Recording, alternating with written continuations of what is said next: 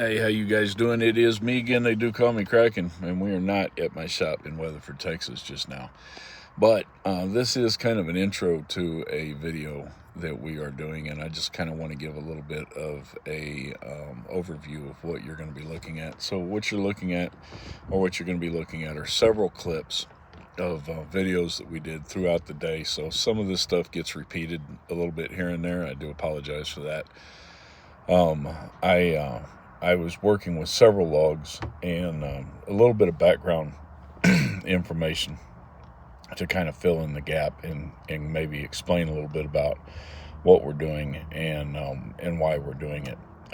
I really love, it's probably one of my favorite things about being a woodworker, is taking wood that other people consider complete garbage and trash and doing something with it. And when we got into doing a lot of the work with hardwoods, I used to do a lot of work with softwoods, and when we got into doing a lot of the work with hardwoods, the cost of the wood, was a real barrier for us. And I don't have a lot of money. We're trying to establish a business. We're trying to really launch a business, and we try to do quality work. So we try to use quality material, but sometimes the cost of that material shoots the price of the projects that we're trying to work with up so high that, a lot of people don't want to invest the money in it. So we worked with as many local sawmills as we could, because we found that we could get the wood a little bit cheaper going through those sawmills rather than going through commercial hardwood companies. But the end result of that is that we got a lot of rough milled lumber that took a lot of time to get to a usable thickness. And over quite a bit of time, I got pretty good at doing that, and I can do it fairly quick. And so I'm really used to working with the hardwoods. And then as time went on, the price point that I was able to get a lot of this stuff with put a lot of our projects into a more affordable range, which really helped. But we're trying to scale a business, so we're trying to establish a business and make our business viable so that I can work this full time, instead of having to work a full-time job and then coming home and working a full-time job. Right now, essentially what I'm doing is I'm working 2 full-time jobs, and it's pretty tough. And we want the woodworking to be the primary source of income that I have. And in order for that to happen, we need to be able to scale the business. So we started looking at different projects that might bring in a little bit more income. But the problem with those are that the customer base, the higher the price of the project, the less customer base that you have to work with it, right? So it's a give or take. And so that's just one of the things. The second thing is, how can I increase my profit margin? And one of the ways to increase the profit margin is to lower the cost of materials, right? If we don't change the cost of the price, because materials have value regardless, right? If we don't change the cost of the product, but we are able to lower the price, then the profit margin comes up a little bit. If we're able to lower the price of the materials, the profit margin comes up a little bit. And so we started looking at the idea of milling our own lumber. We're going to a lot of these sawmills, and we're thinking to ourselves, this is something that, with a little bit of time, a little bit of effort, we could do. But the way my house is set up, and you'll see it in some of these videos, this pathway at the end of the video where I walk from the back of my property to the front of my property, that is the only access that I have to my backyard. That's it. That's all there is. There is no other way to get in my backyard. I have a lot of backyard. There's a lot of it, probably a little over half an acre in just the backyard itself. So so we've got room, but getting things back there can be a struggle sometimes. So we had to consider that as an impact, and so we decided to go with chainsaw mills. We built a solar kiln in the backyard, so we have a solar kiln, and it is a very good one. It does a good job, and we dry a lot of our own lumber. So So now that I've got the ability to slab this stuff out, the question comes is, where do we source this wood from? And it turns out that there's landowners all over the place out here who have trees that are down. They want people to pick them up. They don't want to pay for people to pick them up. And they're willing to give them to you if you're willing to come out and do the work. So I've been going out to a lot of these landowners' properties, and I've been picking up, logs that they don't want, and I'm not too particular about the logs that I pick up. If it's not big enough to use, then I chop it down. It becomes firewood. But I can use some pretty small pieces of wood. We do work on the bandsaw. We do work, with a lot of different projects that can use some fairly small lumber. So we're not too particular about what we take. But what I've found in a lot of the wood that I've milled is that some of the stuff that people consider complete trash is absolute hidden gold. And we first started looking for hackberry, and we posted out on social media that we wanted to know if there was anybody that had hackberry trees that were down on their property, and that we would be willing to come out and take those logs. And people were messaging me saying, why do you want hackberry? It's a trash log. It's not even good for burning as firewood. It's not good for anything. And I'm like, I'm a woodworker. I use it. So yeah, I would love to have some hackberry. If you've got it, I'll come pick it up. And some people called me, and I went out, and the hackberry they had was way too small to do anything about. I'm talking 3-4 inches in diameter, and you can't really do much with that. But they had trees that were like cedar and oak that were down, that they were willing to let me take those, so I took those. Well, I got in touch with somebody in Granbury who had these logs, and it turns out that I didn't know what they were. They didn't know what they were. They had 2 stumps sticking out of the ground. One of those stumps was mesquite, but it was missing most of the bark, and the guy that gave it to me thought it was an elm tree. And when I cut it off the stump as flush to the ground as I could get, I was almost 100% positive it was mesquite. I do a lot of work with mesquite, and I was almost 100% positive. But it wasn't until I cut that top piece off of it that I was absolutely convinced. Up until that point, I had a friend of mine that was looking at the bark saying, hey, I think this might be elm. This might be a type of elm. And I used some tree identifier stuff, and it came up with multiple objects or multiple possibilities. One of those was an elm, and one of them was mesquite. And there wasn't really enough good bark left to really get a good idea of whether it was mesquite or not. So when I did end up getting that top piece cut off, I was, it pretty much settled that. You guys are going to see some of that. And then the rest of the wood that they had was all cut up into logs, and luckily it was long enough for me to use. And there was that one stump out of the ground that was only about 2 foot long, but I went ahead and cut it down and took it with me because it was about 20 inches in diameter. It was really big in diameter and really heavy and really dense. And it turns out that stump and everything on the ground around it was all hackberry, and that's something I've been wanting to get and searching for a long time. So that's kind of the intro to this, and this was the first real test of the new Vevor chainsaw mill that we got the other day, and it did pretty good. There's a couple of things that I need to try to fix with it. The center handle piece is really loose. It flops around a little bit. Doesn't really affect the cut. It's annoying. So it's one of the things that I need to see about working on over the next day or so. But other than that, it worked great, and it did a good job. And the Vevor saw did cut through one of those slabs of mesquite, but mesquite is a super, super hard wood, and it really struggled. And as a matter of fact, I had to stop about halfway through and let the saw cool down for a while before I came back and finished it. And then we switched. Once we got that cut out, we switched to the big saw, and the big saw handled the mesquite with no problem. We do need to sharpen all of our chains. We're going to be doing some more cuts this weekend, and that's it. So you guys watch, comment, subscribe. Man, I would really appreciate it if you guys subscribe, share the video out, get people to come and subscribe to the channel. Let them know that I'm out here, man. I really appreciate it. We're really trying to build this up. It's all part of trying to promote my business. I'm not really trying to be a paid content creator so much as I'm trying to establish my business and get my business going. Now, obviously, the more popular the content creation becomes, the better my business will do overall. So any shares, likes, subscribes, man, I appreciate it. It doesn't cost you anything, but get in there and comment. Tell us what you think about the video, right? We'll catch you later on. Peace out. All right, first log done. We got that one topped. The top of that one is, look, it's somewhere. I don't know where the hell I put it. Oh, it's right there next to it. Anyway, I wet this one down to kind of get a look at it, but all of these are pretty much the same. This one right here, we don't really have a lot. This was the top piece, and what I did is I used a 2x10.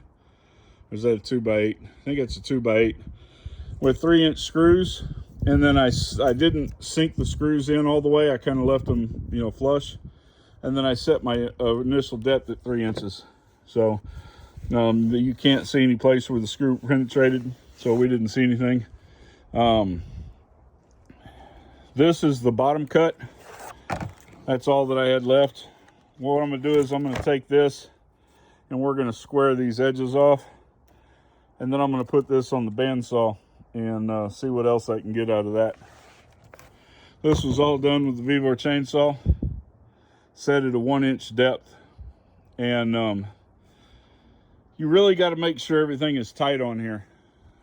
That's the only thing I can say about this mill, is that everything has to be super tight. Instead of like a clamp like the other one, this one has 2 bolts that kind of hit the bar, and if they're not really super tight where they're biting into the bar, then the bar will move on you.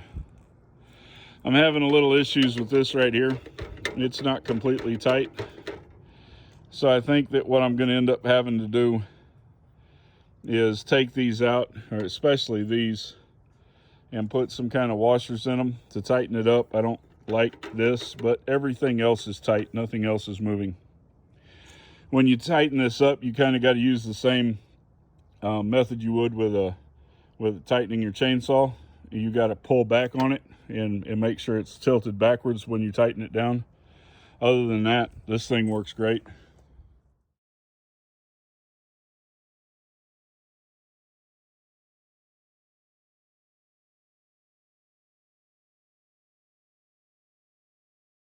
All right, we put the sander on it, and based on the smell when I was sanding, and based on the grain now that it's done, and the color, I am going to say absolutely this is mesquite.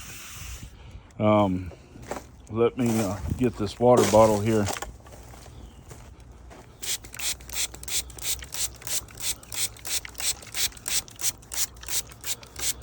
It smells like mesquite.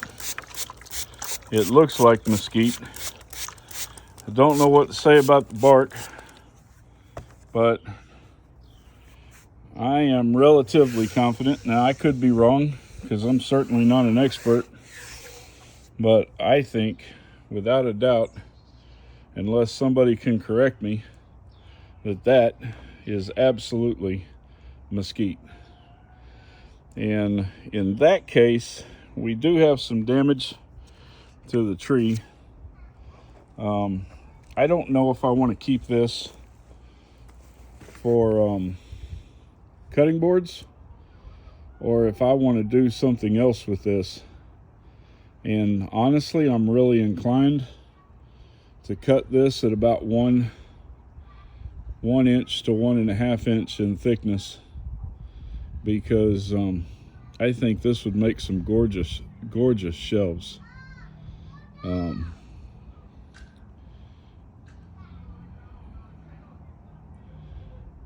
It is beautiful, absolutely beautiful. One of the things that we do here at Liberty Woodworks is we gather wood that other people don't want, and this stuff came from Granbury. It's some mesquite that we were able to recover. This is another of those logs from Granbury. So this was a stump of hackberry sticking out of the ground. There was a lot of it on the ground itself, and we took all of it, but we went ahead and cut this stump down flush. We got really excited when we cut it open and got to see what was inside of it, and we were really looking forward to slabbing it out. You're going to see that here in just a couple of seconds. This is what it looked like once we got it opened up inside, or once we got it off the stump. So we're going to show you here in just a second what it looks like inside. We just cut down that big old stump that we got the other day down in Granbury, and man, this is some beautiful wood. Look at this. Oh man, it's gorgeous. This one right here we're going to keep as bowl blanks to turn on the lathe, and this one here we're going to keep for bowl blanks to turn on the lathe. Everything else we're going to use somewhere else. Amazing, beautiful wood. Hey, good morning. How you guys doing today? It is me again. They do call me Kraken. Man, we've been out here working with some lumber. We've got all this stuff here that we've got to eventually get cut down and used for something. I got those 2 slabs over there I've still got to finish. I can probably get 3 more slabs off of those. We've got these slabs of mesquite over here that we cut this morning. So this is part of a load that I picked up in Granbury the other day. We had a landowner who had a bunch of trees down and logs down that they wanted to get rid of, and this was one of them, and that is mesquite. So we slabbed that out. We have one slab at 2 inches, I think, or 2.5, 2 inches, and we have 4 slabs at 1.25 inches. And then we put the small, this is my slabbing station. This is where I cut all this wood down at. This is the bottom cut for the piece that I just did. There's not a whole lot left to it. We'll give it to my mother-in-law. She likes these end pieces. Then there's this. God, look at that. It's absolutely gorgeous. This was a stump that was sticking out of the ground that tall. I cut it as close to the ground as I could get it. It was extremely heavy. I would say that it was probably about 175 pounds, and I had to pick it up off the ground. I used the dolly to bring it back here off the trailer. Some of this wood's still on the trailer, and then I had to pick it up and get it up there, and I almost didn't make it. And then we've got this over here, and this is actually part of this same tree.